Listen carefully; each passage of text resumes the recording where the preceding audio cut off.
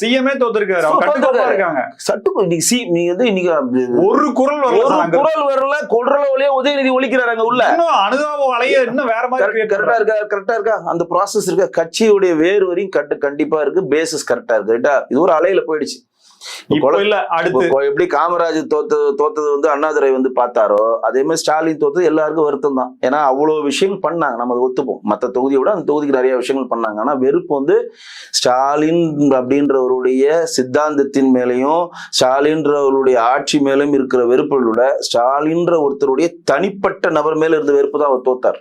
அந்த வாரிசு அரசியல் ஊக்குவிக்கிறது, எங்க பார்த்தாலும் இங்க தேனும் போடுது பாலும் ஓடுதுன்னு சொல்லி விளம்பரம் பண்ணிட்டே இருந்து எல்லாத்தையும் வந்து பொய் பிம்பங்களை நம்பி வெளியே என்ன பண்றப்ப இவர் வேணாம், அந்த ஆட்சி வேணான்னு சொன்னா 72 பேர் ஜெயிச்சிருக்க மாட்டாங்க. இவர் வேணான்னு சொல்றான். உண்மை கரெக்டா? அந்த ஆட்சி வேணான்னு சொல்ல, திமுக வேணான்னு எவனும் சொல்லல. இந்த ஆன்டி இன்கம் சொல்லி 72 பேர் ஜெயிச்சிருக்கான். அவர் வந்து கிட்டத்தட்ட 1,30,00,000 வாங்கியிருக்காரு. கிட்டத்தட்ட 25 லட்சம் தான் அவருக்கு லாஸ். 3.5% தான் அவங்களுக்கு இவங்களுக்கு லாஸ். அது இல்ல. ஆனா இவர் வேணான்னு நினைக்கிறாங்க. இதையும் அவங்க சுய பரிசோதனை பண்ணணும்.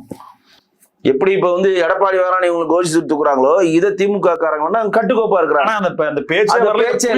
அவர் என்ன சொல்லணும், அங்க இருக்கவங்க ஒரு கே நேரு போன்ற லீடர்ஸ், திண்டுக்கல் பெரியசாமி மூத்த லீடர்கள், நீங்க வேணான்னு இந்த மக்கள் நினைக்கிறாங்க திமுக. உங்க வாரிசு அரசு சொல்ல முடியுமா? தெரியல. ஆனா சொல்லணும்.